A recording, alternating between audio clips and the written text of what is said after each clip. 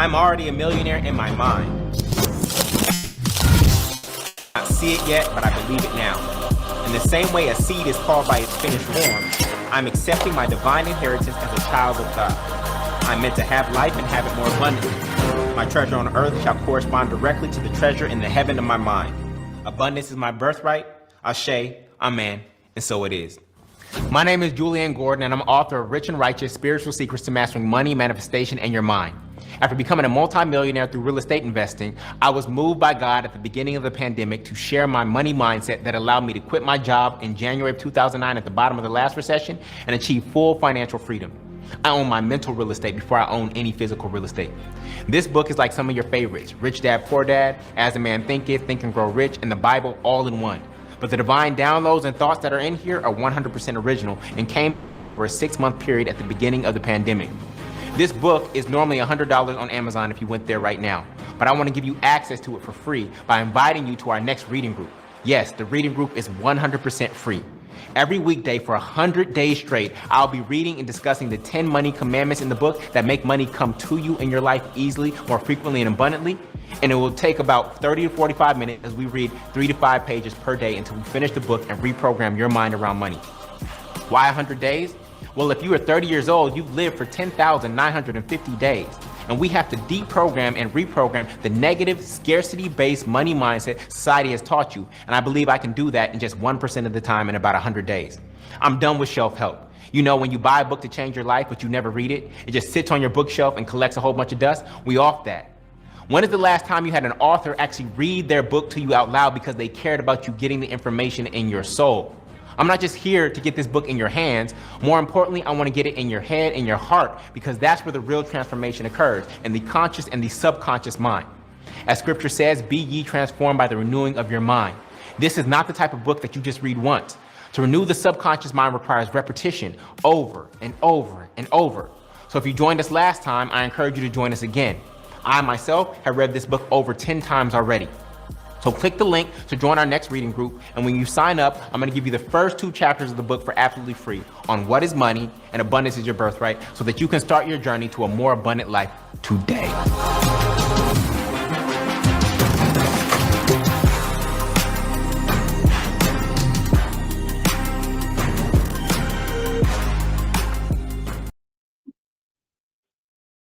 What's good, everybody? Y'all already know what time it is. Welcome back to another day of the reading of the Rich and Righteous. I'm your boy Fabian. Day 15, the reading of the Rich and Righteous. If you're new here, make sure you go ahead and check out the previous reading so you can get caught up. We're on money commandment number 3. We're still on money commandment number 3. Each money commandment has different sections. There are 10 money commandments, just in case you're not aware. We're on money commandment number 3. Money commandment number 3 deals with how the rich feel about money.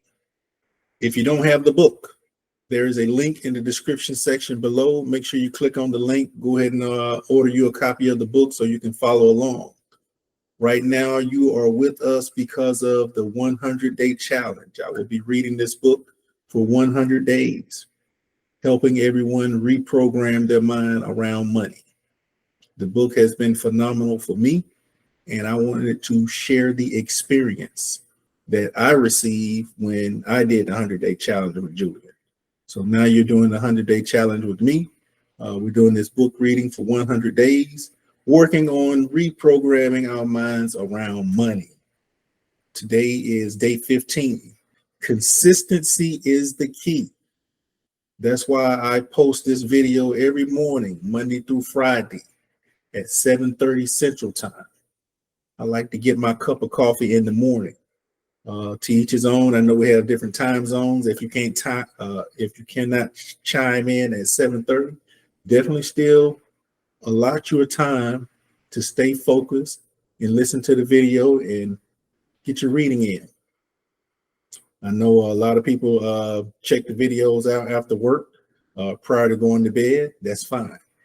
Like I said, I post them live at 7:30 in the morning Central Time because it helps start my day. I'm getting that fresh word in the morning, which is going to carry throughout the day to make me have a good day and make me think about the things that I'm doing. But hey, if you're looking at the video in the afternoon, that's fine. Then that resonates with you on the next day. You get a good night's sleep. You're sleeping on that material. You're manifesting that material. Your subconscious mind is absorbing that material for the next day. I'm definitely okay with that.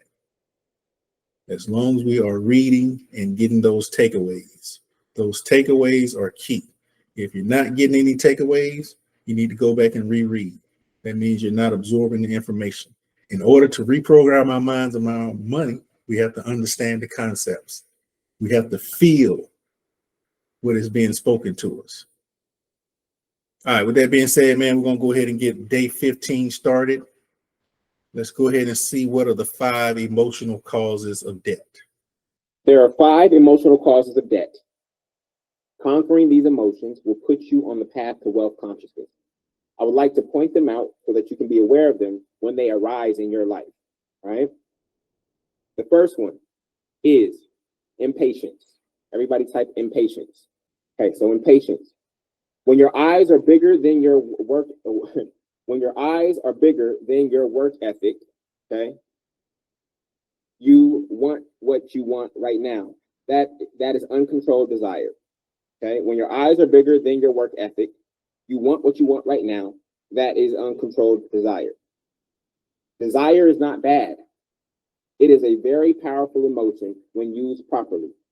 But when it causes you to bypass or buy your way around the work to get what you want by using debt, that's when it is uncontrolled and unhealthy. So oftentimes religions will demonize desire, okay? Desire is not bad, okay? It is a highly charged energy source that you can tap into. Oftentimes they think of desire only in the context of sexual desire, but there are other desires that we have. And if we are masters over that desire, then desire is not bad. Desire is a very powerful emotion when used properly. But when it causes you to bypass or buy your way around the work to get what you want by using debt, that's when it is uncontrolled and unhealthy, okay? So oftentimes we use debt to try to buy our way around something. Instead of you actually going and creating value for somebody, right? You say, I don't want to create value for someone, and I'm going to use debt to get what I want right now, okay? Uncontrolled desire leads to impatience. You simply can't wait on divine timing. Everything you desire can be yours in due time, but the time is always right now for someone who is impatient. When you seek to have things before you are ready to receive them, you usually mishandle them. Impatience is costly in terms of time, money, and emotional energy spent thinking about something that would eventually come to you anyways. You're spending your time thinking about something that was going to eventually come to you naturally anyway. When you are patient and you can control your desire, the charge gets stronger and you become more attractive to the thing that you want. From there, you can trust in divine timing for this or something better to come to you. So when you're able to hold your desire within you, family, when you're able to hold your desire within you, you realize that the charge inside of you gets stronger. And when the charge inside of you gets stronger because you're holding it within you, guess what? It makes you more attractive. You have a stronger charge, and it actually accelerates the process of that thing naturally coming to you. But if you need to just release and get what you want right now, you can go get it through debt, right? But then you're going to have to figure out, and you're going to have to work on the back end to actually pay that debt back. And you're going to have this thing hanging over your head because you had an impulse, right? You bought based on emotion. Instead of being an empowered steward, you're an emotional buyer. And now you have the guilt of all of that comes with it, okay? So that is the first emotion that we need to put in check. Think about it just for a second. Where are you being impatient in your life? What manifestations? Here we are coming upon the new year and people set all these goals. Where are you being impatient? I want that right now. God, give it to me right now. I can't wait any longer. Where are you being impatient in your life in this moment? And if you just allowed for divine timing to unfold, if you held your place and you held your peace, trusting and knowing that all things are working together for your good and that everything that you desire is coming your way, how could you just be more present in this moment? You could be more present in this moment, enjoying right now. Okay? So that is the first one, is impatience. So where do you see impatience arising in you? Okay? Where do you see impatience? Are you see impatience in love? You see impatience in more money? You see impatience in climbing the corporate ladder, your business growth? You see impatience in your health goals? How about you just be 160 right now? How about you just be 160? Say, I'm 160, and I won't be 160 forever, or whatever your number is. Okay? I'm 160 now. This is what it is. I'm here. And guess what? I'm going to be 150 one day. But that's one day. I'm going to be right here. I'm going to do what I need to do at 160 to move towards 150. But I'm not going to have my mind at 150 while I'm physically at 160. I'm going to be here. Oh, I want to be married. Well, we're living together, and I want to be married. I want it now. I want him or her to, we're in a different world. Him or her to propose right now. But that is taking you out of the moment of being right here. But I was so focused on getting here that I didn't fully enjoy over there. All right. So, number 2, comparison, family. Comparison is the number 1 killer of happiness. Comparison leads to jealousy, and that is a lousy and lowly feeling. Jealousy subconsciously desires. Listen to this very carefully. Jealousy subconsciously desires others to live in scarcity while you live in abundance. Jealousy subconsciously desires other people to live in scarcity while you live in abundance. That's how you know it's comparison. You want other people to be in scarcity while you are up. You want them to be down while you are up. That's what you are subconsciously wishing for when you are expressing this lousy feeling of jealousy. Okay? That only repels your riches. Someone else's come up doesn't mean you come down. Someone else's come up does not mean that you come down. Someone else's success lets you know it is possible. It doesn't limit the possibility for you. Someone else's come up doesn't mean that you come down. Someone else's success lets you know that it is possible. It does not limit the possibility for you. You cannot secretly want less for others while you have more for yourself. The law of attraction does not work that way. You can't use it against someone else. Okay? You can only use it for yourself. When you understand how abundant God is, you realize that God would not be tapped out even if every vision board in the world got fulfilled. The God I serve would not be tapped out even if everything on every vision board was fulfilled. There would still be overflow. But if you have a limited perspective of God, you're like, oh, if they get that car, if they get that job, if they get that money, then that's going to decrease the chances of me getting that car, me getting that job, me getting that money. That's not how God works. That's not how God works. God is abundant. God would not be tapped out. There is no limit. So you don't need to compare or count other people's pockets. You don't need to compare or count other people's pockets.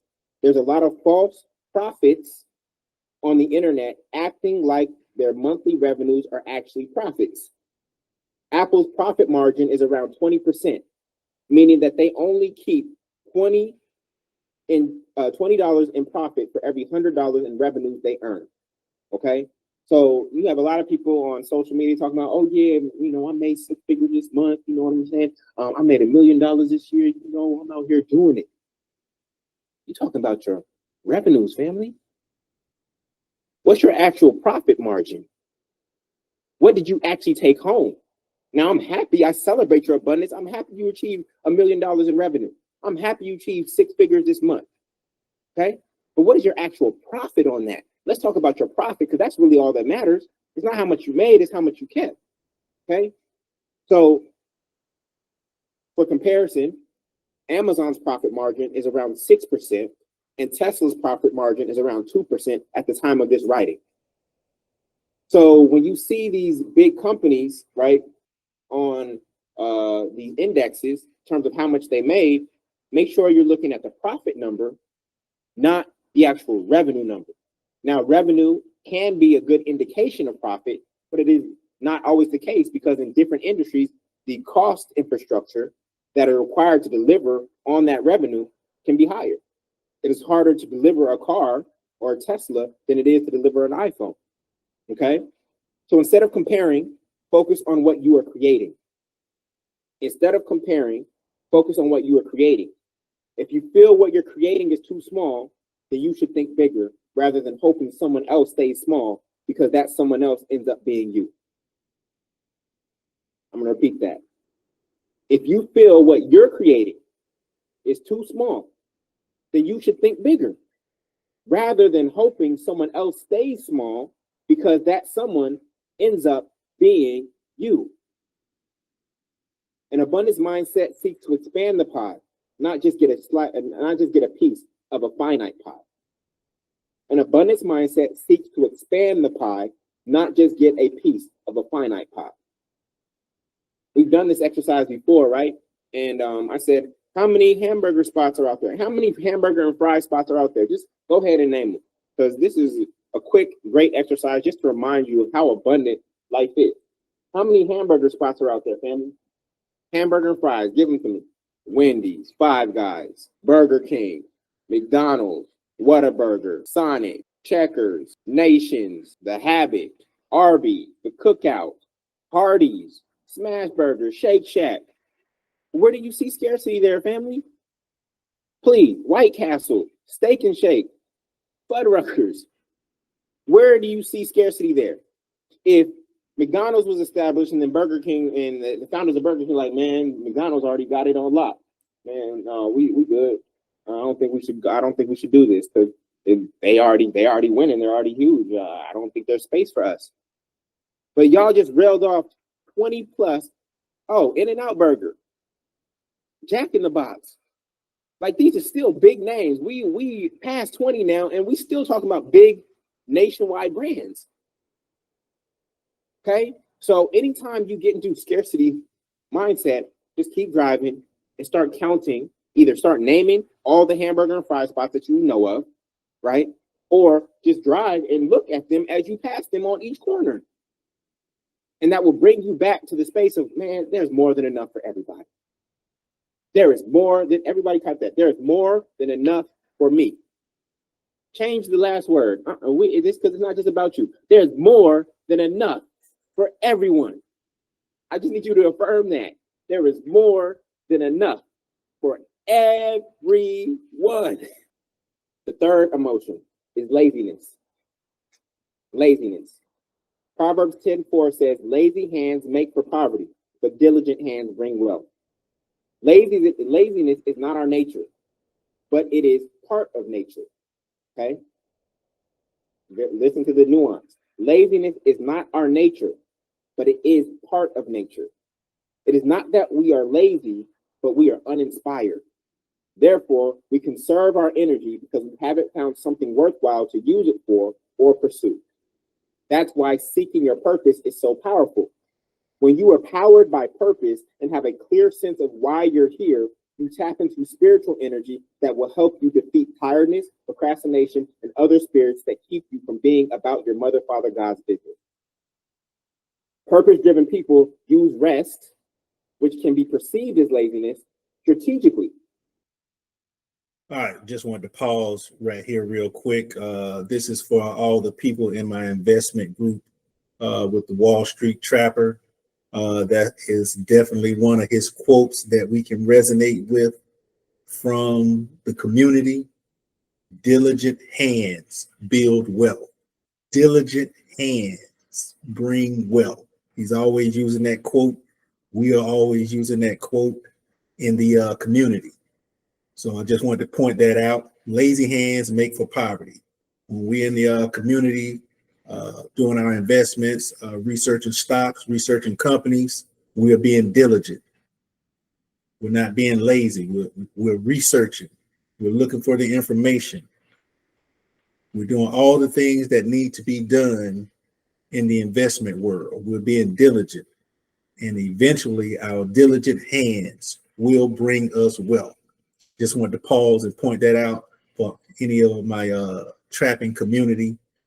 Our mentor, the Wall Street Trapper, is always bringing that to our attention. Diligent hands bring wealth. So that they can do the rest of the work God gave them with a high level of energy. Purpose-driven people use rest, which can be perceived as laziness, especially in this hustle culture, I'll sleep when I'm dead culture. Yo, I work 23 hours a day, you know. I only get 1 hour of sleep, you know. I just coffee all day. I'm out here getting it. No, your energy is depleted and you look tired.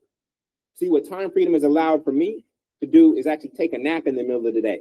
So rather than having one long 8-hour day where my energy starts out high and it depletes over time, what I'm able to do is I'm able to go strong for 4 hours because I know I have a break. I'm able to take a nap, and then I'm able to go strong for another 4 to 5 hours at a higher level of energy than if I would just have this long 8-hour day and been depleted. So kindergartners have the secret to success, family. Kindergartners had it figured out. I don't know where we lost our way. Okay, so when you're resting, it can be perceived as laziness. But you realize that the king of the jungle, the lion, sleeps like most of the day, but it's still the king of the jungle. The lion ain't out there just running around chasing animals all day. The lion rests until it's time to eat. So what we want to happen is we want our ability to turn up, to go from 0 to 100 real quick. We want that there. You don't have to have your pedal to the metal all the time. What do they say? This is what I used to say, because I used to be a workaholic, family. They used to say, oh yeah, I got my foot on the gas all 2023. Pedal to the metal all 2023. That's not sustainable. Race cars have to have a pit stop. That pit stop does not have to be long, but a pit stop is required to rejuvenate so that you can go back out there and race at a high level. It is impossible to sustain, okay? It is impossible to sustain pedal to the metal forever. And so what happens is we get afraid to take rest and to stop and pause because we see the other person working. But I'm gonna give you a quick story. 2 lumberjacks, okay? They're about to enter into a competition. One lumberjack, and the competition begins. One lumberjack just starts hacking away at the tree with their hacking. Mean mug on his face, and he just hacking. The other lumberjack says, I'm gonna pause real quick, and I'm actually gonna sharpen my saw. I'm gonna take a moment to sharpen my saw. Everybody's looking at him crazy, like, wait, why isn't he hacking at the tree? He's sharpening his saw. He's getting behind. He just takes a little moment, sharpens his saw, then he starts hacking at the tree. With ease. No mean mug, no grill, with ease. Because his saw is sharper, he's able to cut through the trunk of the tree faster than the other guy who was just hacking away with the saw as it was. And so who wins that race? The person who paused and sharpened their saw. So for you, what is the saw? The saw is your mind. Your mind needs rest. We are not computers. We get programmed. We can program ourselves like computers, right? We can program ourselves like computers, but we're not computers. We cannot just stay on all the time. I ain't turned off my MacBook in like a year. I ain't turned this thing off in like a year, right? Computers can do that. We can't do that as human beings, okay? So I know we're talking about laziness. I just don't want you to confuse laziness with rest. Now, people who are in hustle mode will look at you resting and think that you're lazy. But when you're actually resting, you're actually sharpening your saw to prepare for the work that's ahead so that you can do your mother, father, God's business at a higher level. Is that clear? I just want to piggyback off that last one. Do not confuse laziness with rest. Sometimes I'm guilty of that. I want to make sure I'm not labeled as being lazy. So like Julian was saying, going hard for 8 hours, when you can go hard for 4 hours, rest for 30 minutes, then go hard for another 4 hours. And you're going to get a maximum effort out of those 4 hours. But if you just try to go hard for a consistent 8 hours, then those last 4 hours, you're not getting maximum effectiveness because you're tired. So do not confuse laziness with rest. The fourth one is shame. We touched on shame earlier, but it is worth revisiting. Shame stands for still having a moment energetically. Shame stands for still having a moment energetically, even though the moment has passed. I'm going to repeat that. This is the acronym for shame. I'm still having a moment energetically, even though the moment has passed. Okay? The cycle of shame is as follows: guilt, secrecy, isolation, separation, trigger, and acting out, which starts a vicious cycle over again. If you find yourself in a negative pattern, you must go through a process of forgiving yourself. Forgiveness is the only way out of the cycle of shame. When it comes to financial shame, the mistakes of the past, the money lost, the money mismanaged, the opportunities missed, were likely because of financial illiteracy. You didn't know. You can open your financial vault when you realize it was not your fault. If you didn't know something, it is not your fault. If nobody taught you about credit cards and you made mistakes with credit cards, it is not your fault. If nobody taught you how to invest in the stock market, but you wanted to get started, but you didn't have the proper guide, it is not your fault. You can release that. And you take that bump as an awareness that, oh, before I do something, especially when it comes to money, I need to learn about it first. I need to master the skill first. This is not something that I just do and go out there and wing it because I saw a video on Instagram or YouTube. I need to develop the skill first. Shame and blame will cause you to stay the same because you are holding on to the past instead of being present. So again, shame stands for still having a moment energetically, even though the moment has passed. All right? Now, number 5 is low self-esteem. If you knew who you were, you wouldn't need anything outside of yourself to fulfill you or validate you. If you knew who you were, you wouldn't need anything outside of yourself to fulfill you or validate you. You wouldn't need a college degree. You wouldn't need a wedding ring. You wouldn't need any accolades or any titles. I've said this to you before. Most of you have no clue what schools I went to. Why? Because they don't validate me.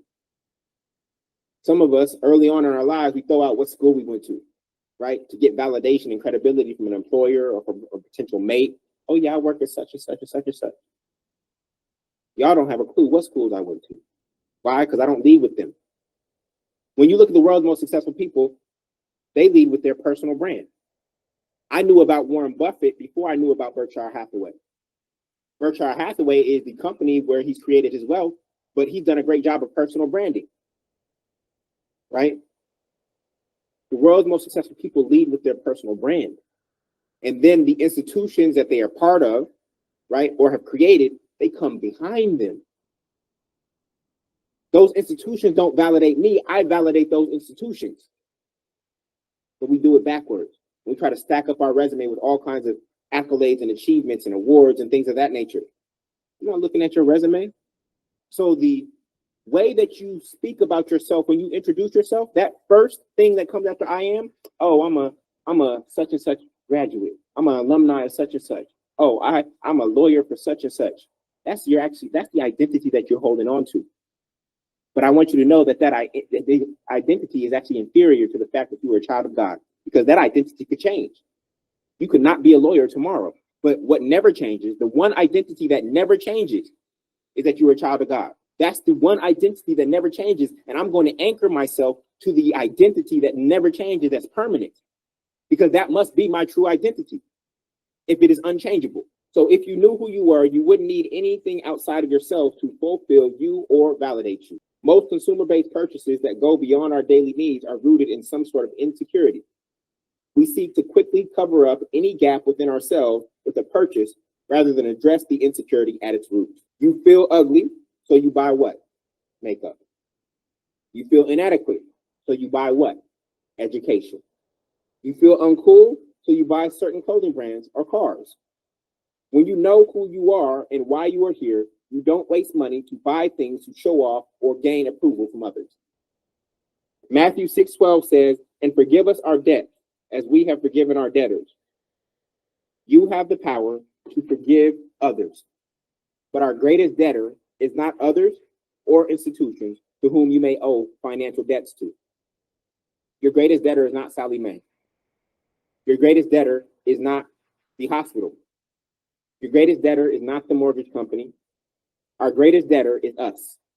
And we must forgive ourselves for the impatience, comparison, laziness, shame, and low self-esteem so that we can move forward financially instead of being stuck in the pits of the past. You have to forgive yourself of the debt that you created. Now, I'm grateful when I see student loans forgiven, but oftentimes when things are forgiven, if you didn't learn the lesson, you're going to find yourself right back in that situation. But sometimes when you get let off the hook, you don't learn the lesson. And then you have to keep repeating it over and over and over again. Your old self did the best it could with what it knew at the time. Of course, knowing what you know now, you would have done things differently. You not knowing then is what brought you into knowing what you know now. This is how you forgive yourself. You not knowing then, bumping your head, making a mistake, is what brought you into knowing what you know now. You realize that? It brought you into knowing. The pain of that experience actually course corrected you and brought you into the right direction. So instead of looking bad at that, we actually want to be grateful. This is how you get over shame. You realize that everything is leading you towards your higher self. Whether you're experiencing pleasure, it means that keep going on that path. If you're experiencing pain, it means you need to course correct. But everything is leading you towards your highest self. You can only hold yourself accountable for what you know. So you must forgive your old self and move forward financially while seeking a deeper understanding of how money works so that you can make better decisions. As long as who you are today is better than who you were before, be grateful. How many of you know that you are better with money today than you were 1 year ago? That's growth, family. Now, your bank account may not look like you want it to look at this moment, but you know that if your consciousness has transformed, right, then guess what? Your cash flow will soon transform. The manifestation follows the mind. So if your mind has changed, then guess what? Soon what you have in hand will change. You are becoming a better and better steward of money day by day by day. And as a result of that, as you become a better steward, you know what God does? God gives more to you based on the level of stewardship you've demonstrated. You will receive according to your level of demonstrated stewardship of what you already have. So the fact that you've improved means that guess what? Your financial situation is going to improve. I need you to be patient with the time gap between the mental shift that you've already had and the actual manifestation or monetary shift that is coming.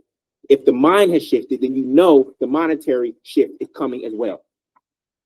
It is the law of cause and effect. The cause is our thinking, and the effect is what we ultimately have, the thing that we can ultimately get.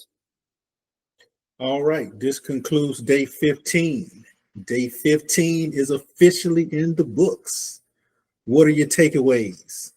Comment in the comment section. What are your takeaways? Day 15, we discussed the 5 emotional causes of debt. I know you have some takeaways. 5 emotional causes of debt.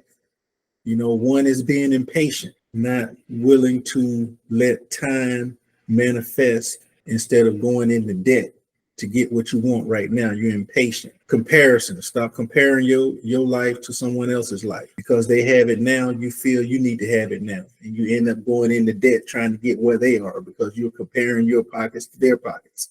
Stop comparing. Laziness. Let's not confuse laziness with rest. Diligent hands build wealth. As long as you're diligent, making moves day by day on a conscious level, you're not lazy. Shame. If you didn't know, you didn't know.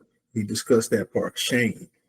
Forgive yourself for what you didn't know. But once you do know, it's up to you to implement what you know to become a better steward of money and not get in debt. Low self-esteem. These are the 5 emotional causes of debt. This also concludes money commandment number 3. We have just completed money commandment number 3. Tomorrow will be day 16. We'll be going into a new money commandment, how the rich and righteous speak about money. Tap in below. What are your takeaways? If you don't have the book, make sure you click the link below in the description section. Order you a copy of the book so you can follow along with us during this 100-day challenge. Day 15 is officially in the books. Salute.